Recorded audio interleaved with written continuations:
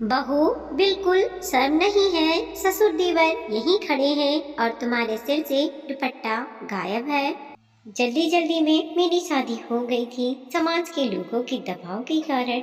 आखिर बिन माँ बाप की बच्ची जो थी, लेकिन जल्दबाजी में बिना सोचे समझे किया गया एक रिश्ता मेरी जिंदगी को तार तार करने के लिए काफी था, जिसे समय रहते मेरे चाचा और ताऊ जी की बदौलत संभाल लिया गया और संयुक्त परिवार का महत्व भी समझ में आया। आज की शाम भी रोज की तरह ही थी। घर के अधिकतर सदस्य अपने अपने कमरों में थे। मैं रसोई में अपना काम निपटा रही थी। अचानक बाहर से मुझे मेरे पति की आवाज सुनाई दी। शायद वो मुझे बुला रहे थे। अभी थोड़ी देर पहले ही वो अपने जिम से घर लौटे थे। आखिर उनकी आवाज सुनकर गैस को धीमी आंच पर कर मैं रसोई से निकलकर अभी बाहर आई थी ही कि इससे पहले कि मैं उनसे कुछ पूछती, एक जोरदार थप्पड़ मेरे गालों पर आकर लगा। कुछ पल के लिए सब कुछ सुनसा हो गया। ना मुझे कुछ सुनाई दे रहा था, ना ही मुझे कुछ दिखाई दे रहा था। मैं जमीन पर एक तरफ गिर पड़ी थी, पर उस एक थप्पड़ की गूंज पूरे माहौल में गूंज चुकी थी। घर के हर कमरे में वो गूंज सुनाई दे रही थी। घर के बाकी सदस्य, देवर और ससुर जी भी निकलकर बाहर हॉल में आए। वहीं जहां ये थप्पड़ मेरे गाल पर पड़ा था, वहीं जहां सासू माँ अपनी विजयी मुस्कान के साथ अपने बेटे के पारोश पर इतरा रही थीं। आखिर उनके बेटे ने उनके कलेजे को ठंडक प्रदान जो कर दी थी। सचमुच आज जब उनका बेटा मेरे गाल पर थप्पड़ लगाकर मुझे कमजोर साबित कर रहा था, तब सासू माँ को अपने बेटे पर गर्व हो रहा है था। आखिर वो उनके दूध का कर्ज उतार रहा था। एक जिम जाने वाला बंदा जिसके अच्छे खासे बाइसेप्स हों, वो अगर थप्पड़ मारे तो कैसा लगता है, बस वही हाल मेरा हो रहा था। मैं अस्त व्यस्त अवस्था में जमीन पर पड़ी हुई थी। मुझे ये भी होश नहीं रहा था कि मेरा दुपट्टा कहीं और जा गिरा है। मुझे लगा कि कोई तो मेरे लिए बोलेगा, पर ये देखकर ससुर जी बोले, बिल्कुल शर्म हया नहीं है, यहाँ देवर ससुर सब लोग खड़े हैं और इसके सिर से दुपट्टा गायब है। लोग क्या कहेंगे? राम राम, घोर कलयुग है। कहते कहते ससुर जी भी वापस अपने कमरे में चले गए। उन्हें इससे कोई लेना देना नहीं था कि इस घर में मेरे साथ क्या हो रहा है। उन्हें सिर्फ इसकी चिंता थी कि उनकी बहू का दुपट्टा उनके सामने सिर पर नहीं था।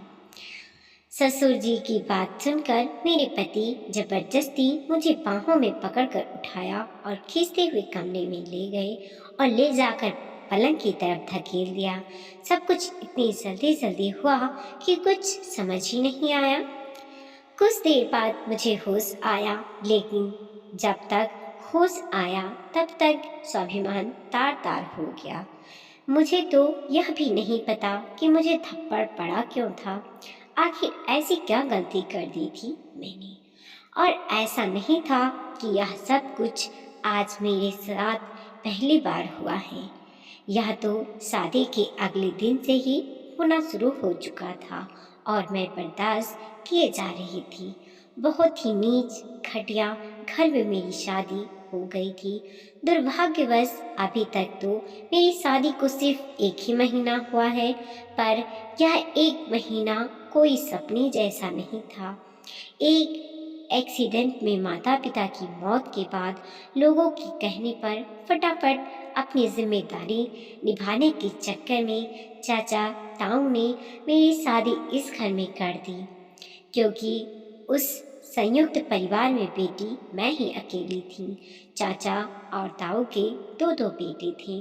पुश्तैनी जायदाद में पिताजी का भी हिस्सा था, हालांकि वो हिस्सा अब भी मेरे नाम पर था। ये बात मेरे ससुराल वाले बहुत अच्छे से जानते थे, इसीलिए खुद यह लोग रिश्ता लेकर आए थे।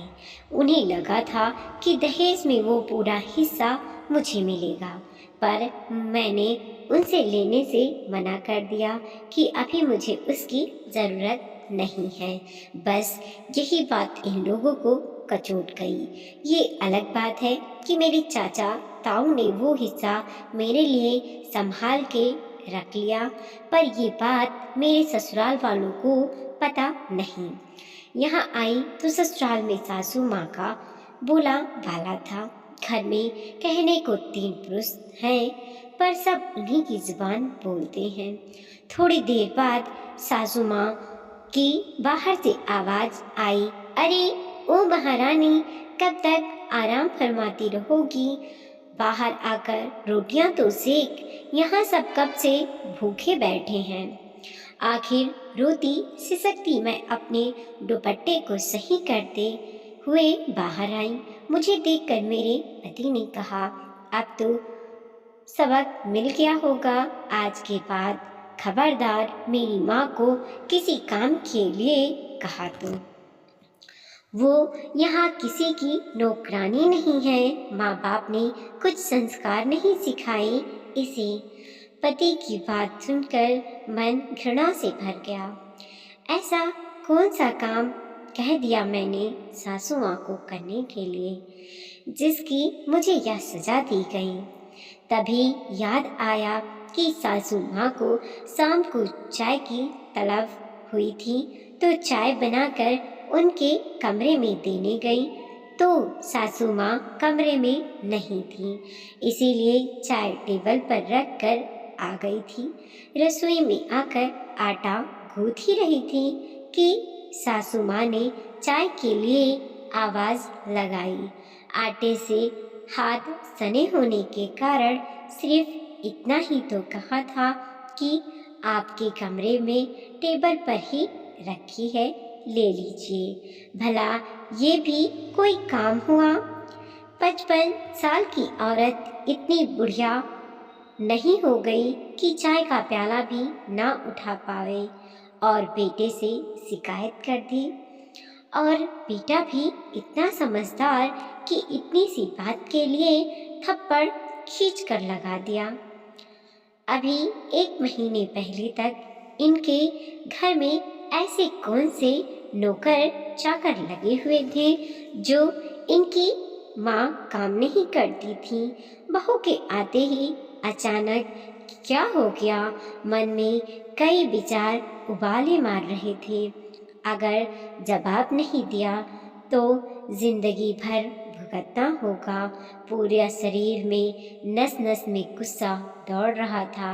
इतने में सासू माँ ने फिर से कहा, अरे क्या बुत बनी खड़ी हुई है, जाकर रोटी सेक। मुझे वहाँ खड़ा देखकर पति भी मेरे पास आकर बोले, माँ लगता है इसको अभी भी समझ नहीं आया।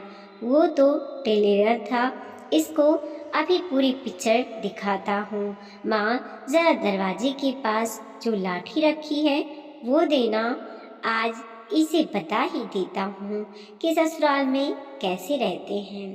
इससे पहले कि ये कुछ कर पाते मैंने खींचकर थप्पड़ इनके गाल पर रसीद कर दिया। मेरी हरकत से सभी लोग हैरान हो गए थे।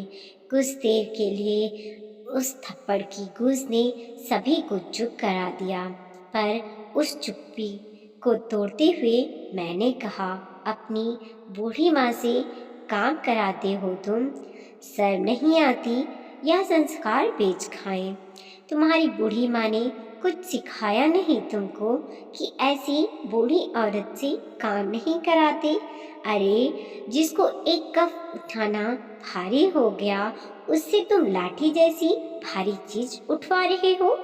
मेरी बात सुनकर गुस्से से मेरा पति अपनी गाल सहलाते हुए मेरी तरफ देख रहा था।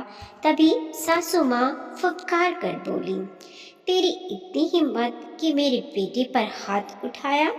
कैसी औरत है तू, अपने पति की इज्जत नहीं करती। बेहुदा औरत लो क्लास के लिए ही सही अपने हाथ को काबू में नहीं रख सकती थी। सासू माँ आप तो बड़ी महान हैं।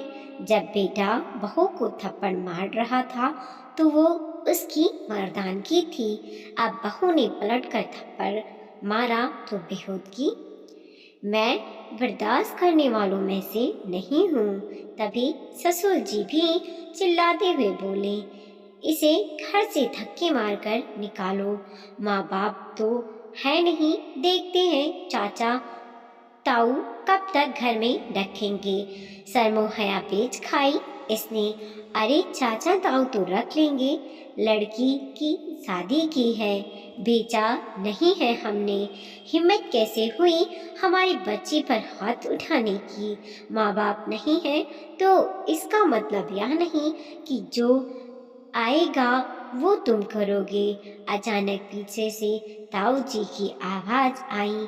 पलट कर देखा तो चाचा जी, ताऊ जी और उनके बेटे खड़े थे। उन्हें अचानक घर में देखकर सबकी बोलती बंद हो गई।